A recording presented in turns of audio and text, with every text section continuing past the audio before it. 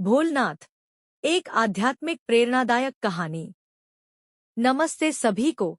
आज हम एक प्रेरणादायक कहानी के माध्यम से भोलनाथ की महिमा और आध्यात्मिकता के गहरे संदेश को समझने का प्रयास करेंगे।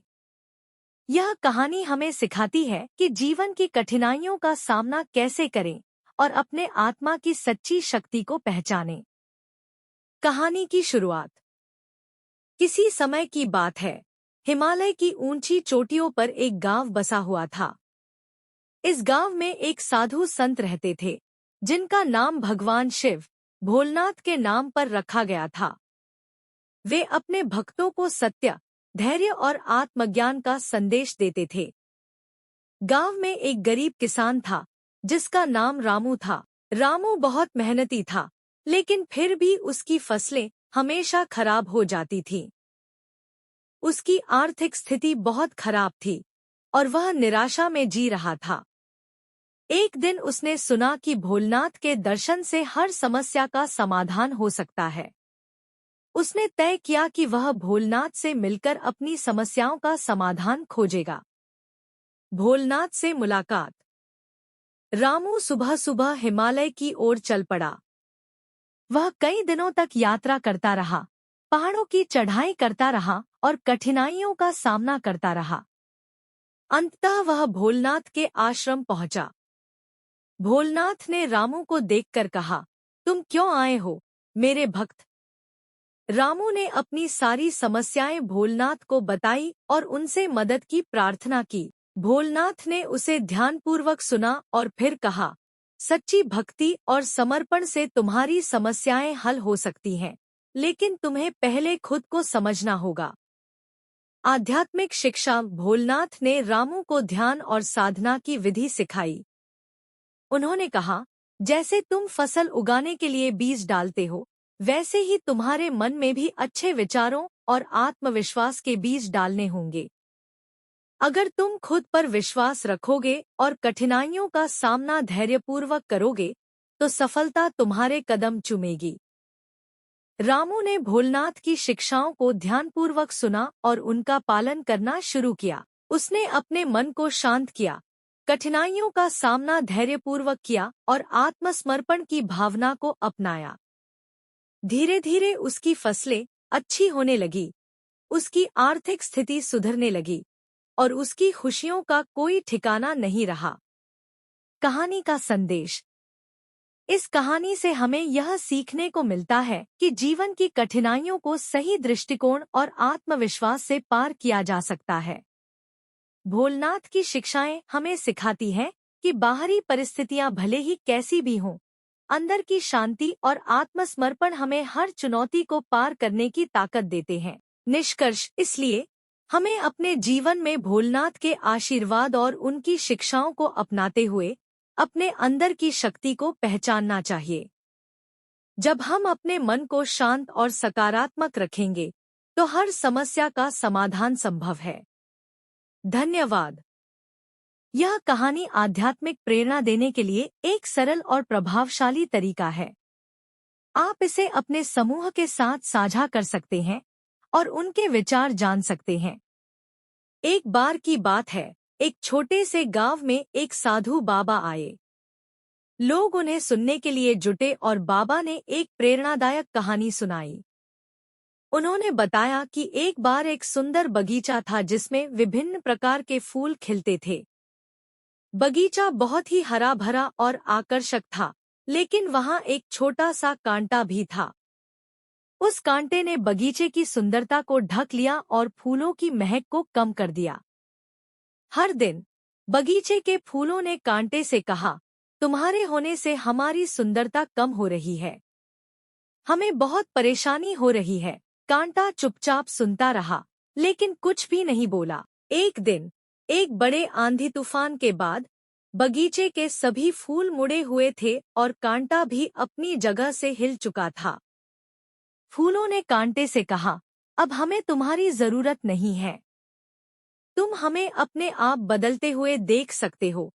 कांटा धीरे धीरे समझ गया कि उसकी भूमिका थी केवल एक अस्थायी बाधा के रूप में और उसे फूलों की सुंदरता को बढ़ावा देने के लिए उसकी उपस्थिति की आवश्यकता नहीं थी।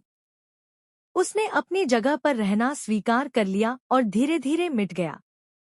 कहानी का सार यह था कि कठिनाइयां और बाधाएं जीवन का हिस्सा हैं, लेकिन वे हमें केवल सिखाने और हमें आगे बढ़ाने के लिए होती हैं। वे हमें मजबूत बनाती हैं और हमारे अंदर की वास्तविक सुंदरता को प्रकट करती हैं। हमें अपनी समस्याओं को स्वीकार करना और उनसे सीखना चाहिए ताकि हम एक बेहतर इंसान बन सकें। इस तरह साधु बाबा ने सबको प्रेरित किया कि जीवन की चुनौतियां हमें केवल मजबूत बनाने और हमारी असली क्षमताओं को दिखाने के लिए होती हैं। यहाँ एक प्रेरणादायक कहानी है जो आत्मिक दृष्टिकोण से जीवन के महत्व को दर्शाती है। कहानी दाना और बीज। एक बार की बात है, एक छोटे से गांव में एक गरीब किसान रहता था। वह दिन रात मेहनत करता था, लेकिन फिर भी उसकी फसलें सही से नहीं उगती थी। एक दिन उसने अपने खेत में बीज बोए और उनकी देखभाल करने लगा। हालांकि उसके मन में लगातार चिंता थी कि क्या ये बीज उगेंगे या नहीं। गांव में एक वृद्ध सज्जन रहते थे जो हमेशा लोगों को अच्छे मार्गदर्शन देते थे। किसान ने उनसे पूछा, मुझे विश्वास नहीं हो रहा है कि ये बीज उगेंगे। मैं बहुत मेहनत कर रहा हूँ, लेकिन मुझे लगता है कि कुछ भी नहीं बदलने वाला। वृद्ध सज्जन मुस्कुराए और बोले, तुम्हारी मेहनत और विश्वास ही तुम्हारी फसल का बीज है। बीज को उगने के लिए समय चाहिए, धैर्य चाहिए। बीज को दबाने और पानी देने से ही वह अंकित होता है और बड़ा होता है। किसान ने वृद्ध सज्जन की बातों को ध्यान से सुना और पूरी उम्मीद और धैर्य के साथ अपने खेत की देखभाल करता रहा। समय बीतता गया और बीज अंकित हुआ। धीरे धीरे खेत हरे भरे और फसलों से भर गया। किसान को एहसास हुआ कि उसकी मेहनत और विश्वास ने ही उसे सफलता दिलाई।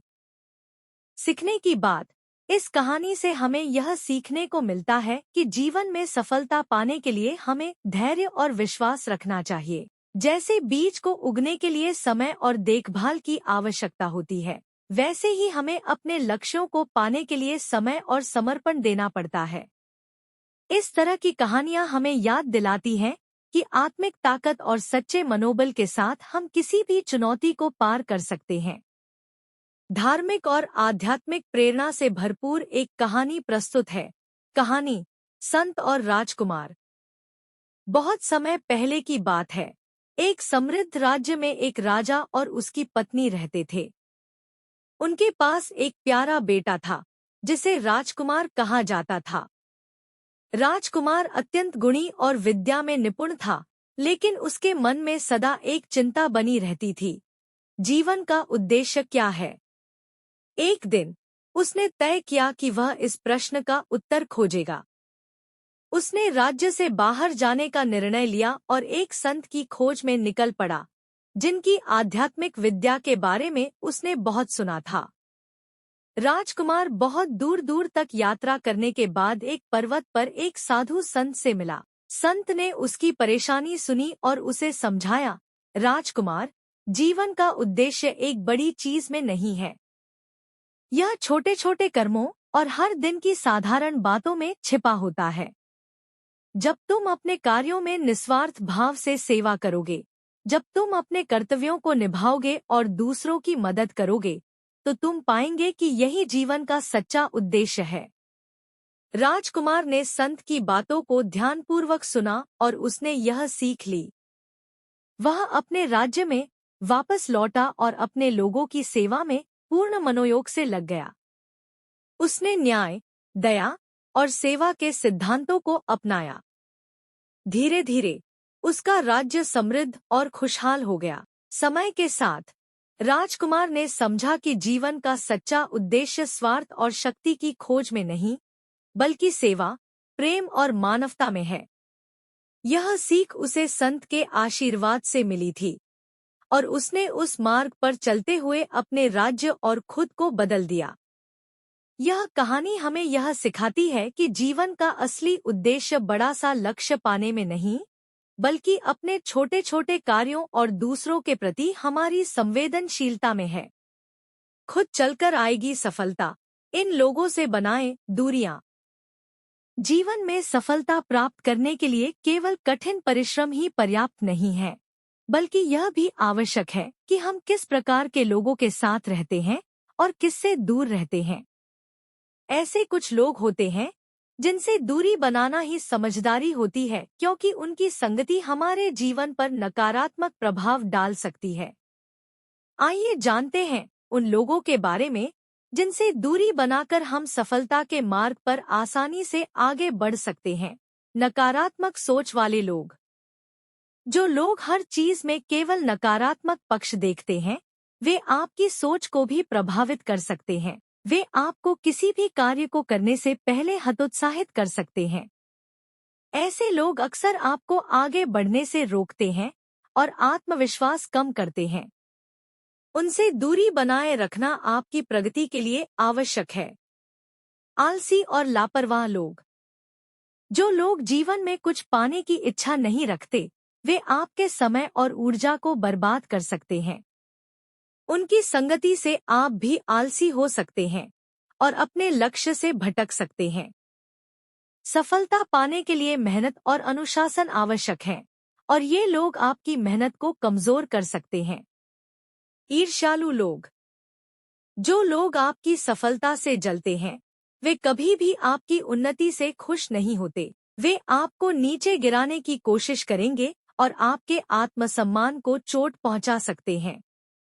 ऐसे लोग आपकी प्रेरणा को कम कर सकते हैं और आपकी सफलता में बाधा डाल सकते हैं। अविश्वासी और धोखेबाज लोग। ऐसे लोग जो भरोसे के लायक नहीं होते, वे आपके पीठ पीछे आपकी बुराई कर सकते हैं या आपके प्रति गलत इरादे रख सकते हैं। इन लोगों से दूरी बनाना जरूरी है, क्योंकि ये आपकी सफलता को गलत दिशा में ले जा सकते हैं। असफल लोगों से जुड़ाव। कुछ लोग अपनी असफलताओं के कारण हर किसी के प्रयास को व्यर्थ मानते हैं।